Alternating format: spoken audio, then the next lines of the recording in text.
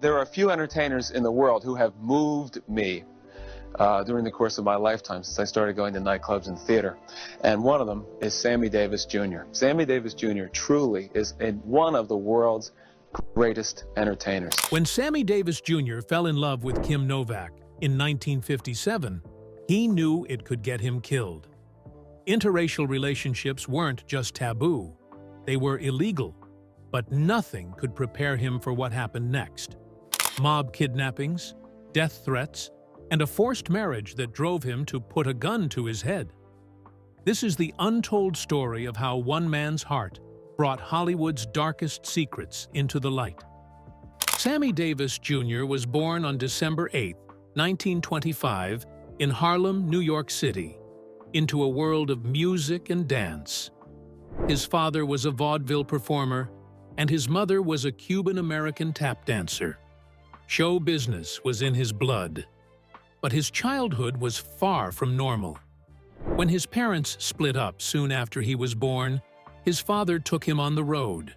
He grew up traveling with the Will Maston Trio, a vaudeville act led by his godfather, Will Maston. While most kids went to school, Sammy spent his early years learning how to perform on stage. Harlem in the 1920s was full of life.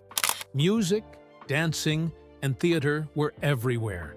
Sammy was surrounded by it, and by the time he was 3, he was already on stage. He wasn't just standing there looking cute, he was dancing, singing, and making people laugh. While other kids were learning their ABCs, Sammy was learning how to entertain. His whole world was a stage, and his teachers were the best performers of the time. He even learned tap dancing from the legendary Bill Bojangles Robinson. His father and Maston tried to protect him from racism, telling him that people who treated him badly were just jealous. But as he got older, he saw the truth for himself. By the time he was 3, he was a full member of the trio. His dancing, his singing, and his charm made people pay attention. The trio's name kept changing, but one thing stayed the same. Sammy was the main attraction. By the time he was 7, he was already in movies. In Rufus Jones for President, 1933, he performed alongside Ethel Waters. He was a natural, copying famous singers and actors, doing impressions, and adding comedy to his act. He was young, but he could already do more than most grown performers. Life on the road wasn't easy. Sammy didn't have a real home. He didn't go to school. Every day was about rehearsing, traveling, and performing. Sometimes they had no money. Sometimes they had no place to sleep. But his father and Maston were always with him, guiding him and making sure he stayed focused. The hard work paid off. By the time he was a teenager, he had already mastered everything: dancing, singing, and impressions. He could tap like no one else, switch to a slow, emotional song, then turn around and do a perfect impression of Humphrey Bogart or James Cagney. But talent didn't erase racism. No matter how good Sammy was, he still wasn't treated like white performers. In places like Las Vegas and Miami, he could perform in fancy clubs, but he wasn't allowed to stay in the hotels. He couldn't eat in the same restaurants as the people who came to see him perform. He and the trio had to find places to sleep in black neighborhoods, sometimes miles away. In some cities, just walking into the wrong place could get him hurt. He faced threats, insults, and constant reminders that no matter how great he was, the world still saw him as less. By the time he turned 18, he had spent his whole life performing. But just as his career was taking off, World War II changed everything. He was drafted into the army, and for the first time in his life, he wasn't on stage. He was in a world even harsher than the one he knew. He was placed in one of the first integrated units in American military history, at a time when racial tensions in the country were at an all-time high. Just 5 months earlier, the Detroit race riots had left 34 people dead, exposing the deep racial divide in America. Davis was assigned to the Engineer Combat Battalion, where 60% of the soldiers were white and 40% were black. The military was testing whether integration could work, years before President Truman officially desegregated the armed forces. From the moment Davis arrived, he was met with relentless abuse. Racist insults were constant, and violence became part of his daily life. He later said, "I must have had a knockdown, drag-out fight every 2 days." One of the worst attacks came when a group of white soldiers from the South ambushed him in the barracks, beating him so badly that he was hospitalized for 3 days. The hatred was relentless. On one occasion, Davis was tied to a tree and left outside overnight in freezing temperatures, a horrifying reminder of the lynchings that still happened across the country. The Army was supposed to be integrated, but the people in charge were still mostly white, and when black soldiers reported abuse, nothing was done. Davis felt helpless. The violence, the humiliation, and the constant fear made him think about ending his own life. He wrote in his autobiography, "Yes, I can. The Army took one look at me and decided I was lower than dirt." The war wasn't just happening on the battlefield. For him, it was happening inside his own unit. These experiences left scars that never faded. The pain followed him for the rest of his life, leading to struggles with alcohol and drug addiction. Davis later said, "The Army taught me what it meant to be black in America. It was a lesson I never forgot, and one that shaped everything I did afterward." With no one to turn to, he did the only thing he knew how. He performed. On March 23, 1944, during a USO show, he got on stage. He danced, sang, and did impressions of famous white actors like Jimmy Cagney and Clark Gable. The same soldiers who had attacked him sat there, stunned. For the first time, they saw something in him other than just his skin color. That one show changed everything. He started performing all the time, sometimes 3 times a week. He realized something important. His talent could protect him.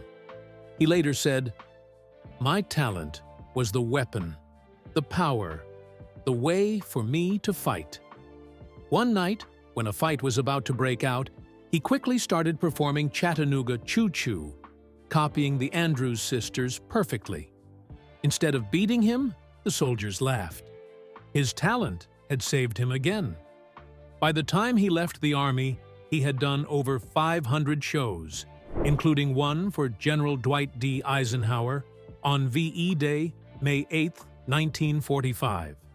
He would use that same trick for the rest of his life, turning racism into applause. If they were laughing, if they were cheering, maybe they wouldn't see him as just a black man. When Sammy Davis Jr. left the Army on November 22, 1945, he saw the world differently. The racism he faced had changed him, but instead of letting it break him, he used it as fuel. Just weeks later, on December 5th, he took the stage at Slapsy Maxie's nightclub in Los Angeles. He told stories about his time in the Army, but instead of making it heavy, he made it funny. He joked about the racism he had faced, turning pain into laughter. That night set the stage for the rest of his career. He was going to push boundaries, break rules, and challenge everything people thought they knew. In 1951, Sammy Davis Jr. walked onto the stage at Cyro's nightclub in West Hollywood, and in just one night, his entire life changed. It was only a few days after the Academy Awards, so the place was packed with Hollywood's biggest stars. Davis, just 25 years old, was performing with his father and uncle as part of the Will Maston Trio. But on this night, something was different.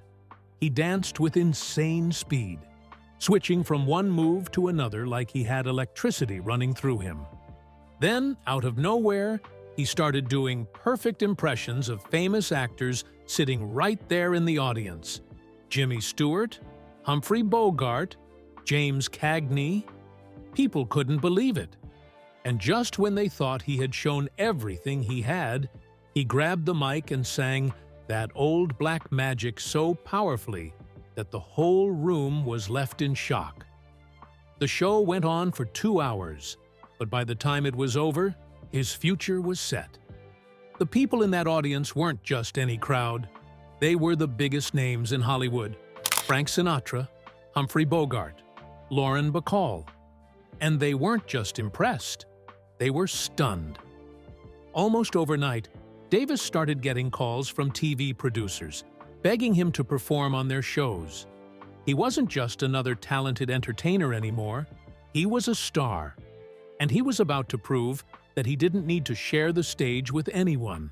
Not long after, he took the biggest risk of his career. In 1952, he booked a solo show at the Frontier Hotel in Las Vegas.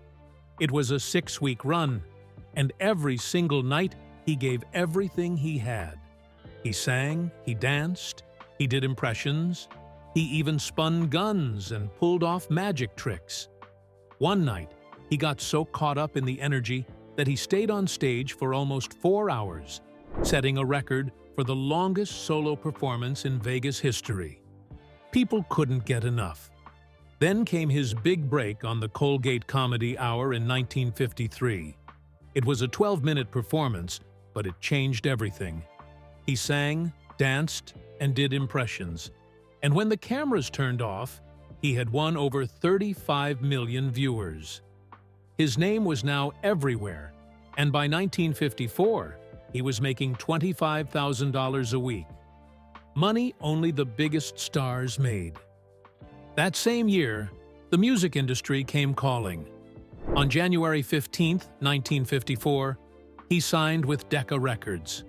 A few weeks later, he was in their New York studio recording his first album, starring Sammy Davis Jr. It came out in July and was an instant hit. Songs like Hey There and Because of You climbed the charts, and by September, the album hit #1. It stayed there for weeks. Over the next few years, he recorded 16 albums with Decca, releasing hit after hit. He even teamed up with jazz singer Carmen McRae for Boy Meets Girl in 1957, which became a classic. But his biggest project was Porgy and Bess in 1959, a full-length version of the Gershwin opera. Critics loved it. By the time he left Decca in 1960, he had sold over 10 million records. It was clear, he wasn't just a great performer, he was one of the biggest stars in music. But just when everything seemed perfect, tragedy struck. On November 19, 1954, at 4:30 a.m., he was driving his new Cadillac Eldorado from Las Vegas to Los Angeles. On a dark stretch of Route 66 near San Bernardino, another car suddenly backed into the road. Davis didn't have time to stop.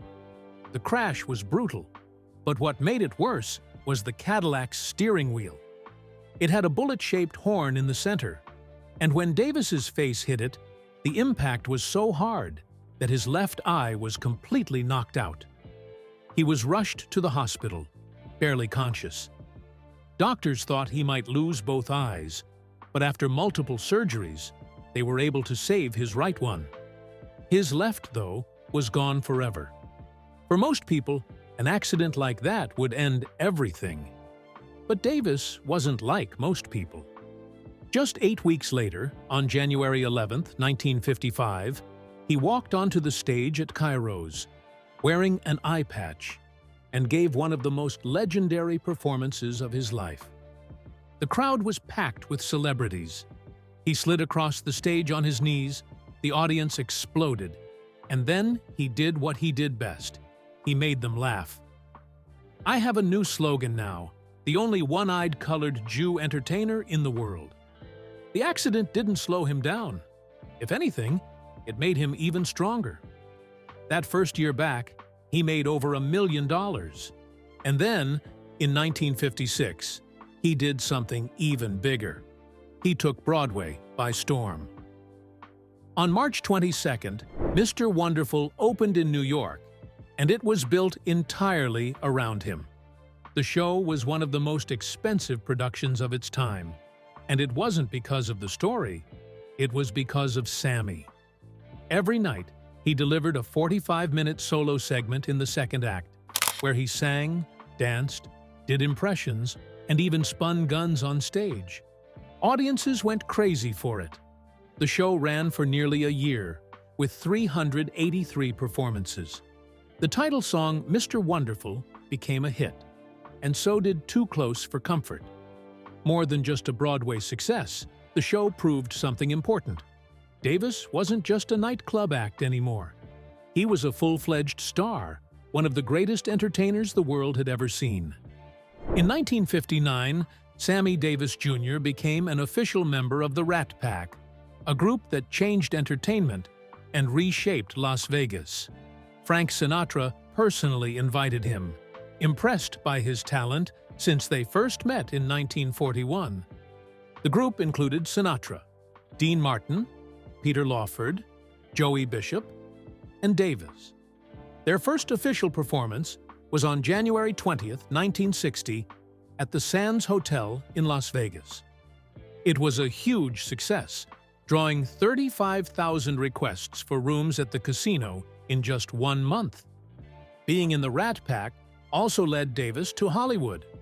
One of his biggest movie roles was in Ocean's 11, 1960, where he played Josh Howard, a former baseball player turned garbage truck driver who helps pull off a huge casino heist. The film was a big hit, making over $5.5 million and becoming one of the top-grossing movies of the year. In 1962, he starred in Sergeants 3, a Western where he played Jonah Williams, a former slave who dreams of being a cavalry soldier. Between 1959 and 1970, Davis appeared in 23 films, including Porgy and Bess, 1959, Robin and the Seven Hoods, 1964, and Sweet Charity, 1969. Beyond entertainment, Davis used his fame to fight segregation, especially in Las Vegas and Miami Beach. In the 1950s, Las Vegas was called the Mississippi of the West because of its strict racial policies. Black performers had to enter through back doors, perform, and then leave immediately. In 1954, Davis changed that. When he signed a deal with the Last Frontier Casino, he made sure he and his team could stay in the hotel's best suites and enjoy all the amenities. This was a first in Las Vegas history and helped break the city's racial barriers. His influence grew even more when he joined the Rat Pack. In 1960, he played a key role in convincing the Sands Hotel to fully desegregate, and soon other hotels followed to keep up. One of the biggest moments came in 1961 at the Fontainebleau Hotel in Miami Beach. When the hotel refused to let Davis stay, Sinatra stepped in. He told the hotel management that if Davis wasn't welcome, neither was the Rat Pack. The hotel gave in, marking a major victory against segregation in show business. Sammy Davis Jr. met Kim Novak in late 1957, and from the moment they locked eyes at Chicago's Chez Paree nightclub, their romance became something dangerous. In those days, interracial relationships were not just frowned upon, they were illegal in many places. But that didn't stop them. They fell for each other fast, knowing the risks, and did everything possible to keep their love a secret. Davis would even hide under blankets in cars, just to avoid being seen with her. They rented a beach house in Malibu where they could be together away from prying eyes. But the secrecy didn't last long. By December, things became even more intense.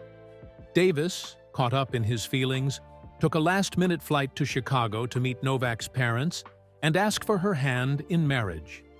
It was a bold move, especially since he had to rush back to Las Vegas for a performance at the Sands Hotel.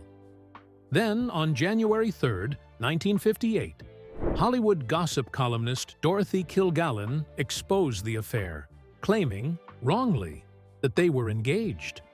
The news spread like wildfire, and suddenly, they weren't just two people in love.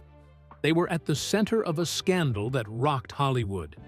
The backlash was brutal. Columbia Pictures head, Harry Cohn, saw Novak's career as a financial asset, and he wasn't going to let a relationship with a black man jeopardize that. Cohn had deep ties to the mob, and when the story broke, he took extreme steps to shut it down. On January 5, 1958, Chicago mobster John Roselli delivered a terrifying warning to Davis: end the relationship or suffer the consequences. The threats weren't empty. Davis was allegedly kidnapped for hours as a scare tactic. Some accounts say the mob threatened to gouge out his remaining eye or break his legs if he didn't break up with Novak. Davis was so afraid that he sought help from another mobster, Sam Giancana, but there was only so much protection he could offer. In the end, Davis had no choice. 2 days later, on January 7, 1958, he ended the relationship. It wasn't just a breakup. It was a forced decision that haunted him for the rest of his life. The situation didn't end there. Davis needed to prove to the world, and to the powerful men controlling Hollywood, that he wasn't still involved with Novak. In a desperate move, he arranged a fake marriage. On January 10, 1958, just days after the breakup, he married Lorraine White, a black singer he had briefly dated. It was all for show. Davis reportedly paid White between $10,000 and $25,000 to pretend to be his wife for a year, but no amount of money could make the situation feel real. The wedding itself was like a cruel joke. In pictures, Davis and White smiled, drinking from an oversized martini glass next to a cake that read, "Happiness." But there was no happiness that night. Davis was drowning in pain, and the pressure was unbearable.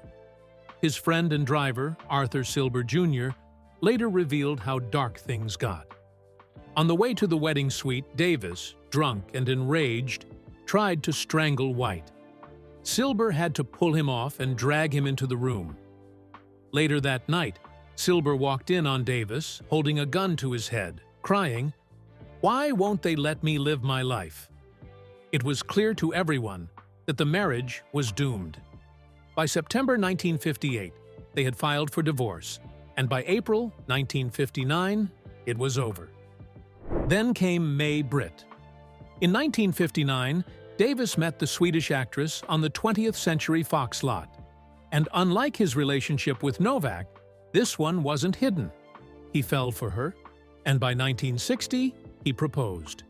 He announced the engagement while in London, and the reaction was immediate. The backlash was worse than before. Studios turned against Britt, canceling her contract because they believed a marriage to a black man would destroy her career. Davis received death threats. Their wedding plans triggered bomb threats. On November 13, 1960, despite everything, they got married in a private ceremony at Davis's home in the Hollywood Hills. It was a small gathering, but one of his closest friends, Frank Sinatra, stood beside him as his best man. Even after they were married, life wasn't easy. They needed bodyguards around the clock. Some venues refused to book Davis. Even high-profile events didn't accept them. In 1963, they were invited to a White House reception for African-American leaders, but when they arrived, they were reportedly kept away from photographers at President Kennedy's request. Despite the struggles, they built a life together. They had a daughter, Tracy, and later adopted 2 sons. Meanwhile, in 1964, Sammy Davis Jr. made a huge move in his career.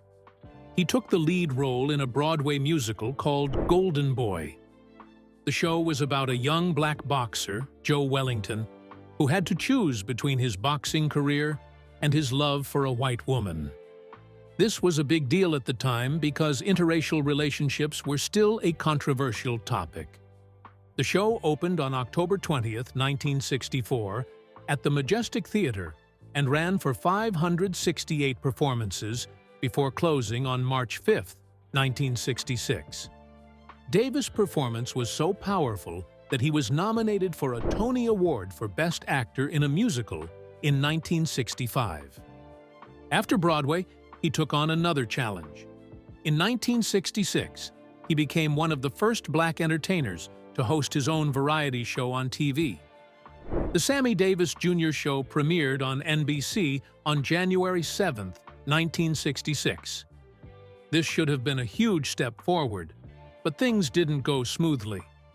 The very first episode was supposed to be a big event. It had big stars like Richard Burton and Elizabeth Taylor, but Taylor was so nervous that the whole thing turned into a mess. Then another problem came up. Because of a contract with ABC, Davis wasn't allowed to be on his own show for the first few episodes. Instead, guest hosts like Johnny Carson and Sean Connery had to take over. Even when Davis finally appeared, the show struggled in the ratings. It only lasted 15 episodes, ending on March 22, 1966. Then, in 1972, something completely unexpected happened. Davis recorded a song called "The Candy Man." It was originally from the 1971 movie Willy Wonka and the Chocolate Factory, and Davis hated it. He thought it was too childish and silly. He even told his manager, "This record is going straight into the toilet, not just around the rim, but into the bowl, and it may just pull my whole career down with it." He recorded it in just 2 takes, thinking it was a waste of time. But he was completely wrong. The Candyman became his biggest hit ever. It hit #1 on the Billboard Hot 100 on June 10, 1972, and stayed there for 3 weeks. It also topped the easy listening chart and was one of the top 5 songs of the year. It sold over 1 million copies, was certified gold, and even got a Grammy nomination. Davis may not have liked the song, but audiences loved it. From that point on, people started calling him the Candy Man. Meanwhile, Davis' marriage with Mae Britt started to crumble. Sammy worked non-stop. He was always on the road, always performing. And then, there were the addictions. Drinking, drugs, bad habits piling up. And the worst part, he cheated. He had an affair with singer Lola Falana, and that was it. The marriage was over. Their divorce was finalized in 1968, just 3 days before what would have been their 8th anniversary. 2 years later, Sammy got married again, this time to a woman named Altavice Gore. But after everything, people judged him. Both black and white communities had opinions about his love life, his choices, his politics. He could never seem to escape criticism. After the divorce, things got worse. Sammy started drinking more. The drugs got heavier. He was hooked on cocaine, amyl nitrite, whatever helped him escape. He was spending up to $5,000 a week on cocaine alone. His body couldn't take it.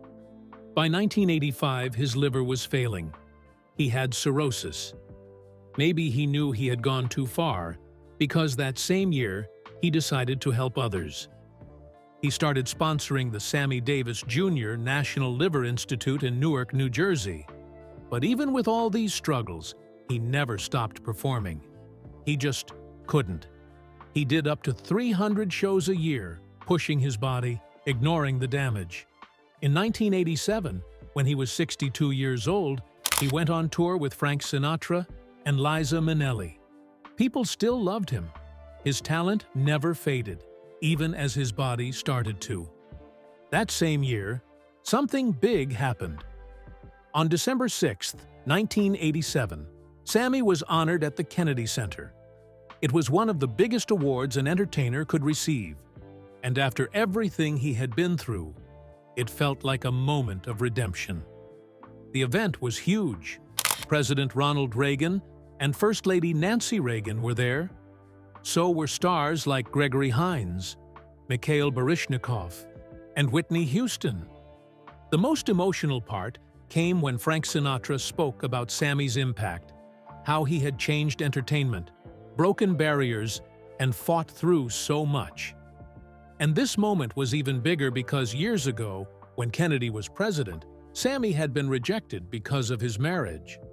Now, here he was, being celebrated in a way that could never be taken away from him. But the victory didn't last long. In 1989, Sammy started feeling sick. His throat hurt. It wouldn't go away. The doctors gave him the worst news: throat cancer. He tried to fight it, going through radiation treatments, but the cancer came back. On May 16, 1990, he passed away at 64 in his home in Beverly Hills. The world felt his loss. 2 days later, Las Vegas dimmed its famous neon lights for 10 minutes in his honor, something that had never been done before for a black entertainer. But even after his death, his story was complicated. He had changed the industry, but some people felt like he had tried too hard to be accepted by white America. His support for Richard Nixon had hurt his image with the black community. Financially, he wasn't in great shape either. He owed money to the IRS, and after his wife Altavis died in 2009, his estate became a mess. But no matter what people said about him, his impact was undeniable. In 2001, he was posthumously given the Grammy Lifetime Achievement Award. In 2017, he was inducted into the Rhythm and Blues Hall of Fame. His life was turned into books, documentaries, even a Broadway musical. The controversies, the struggles, the fame. It was all part of his story. And no matter what, Sammy Davis Jr. had done something no one else had.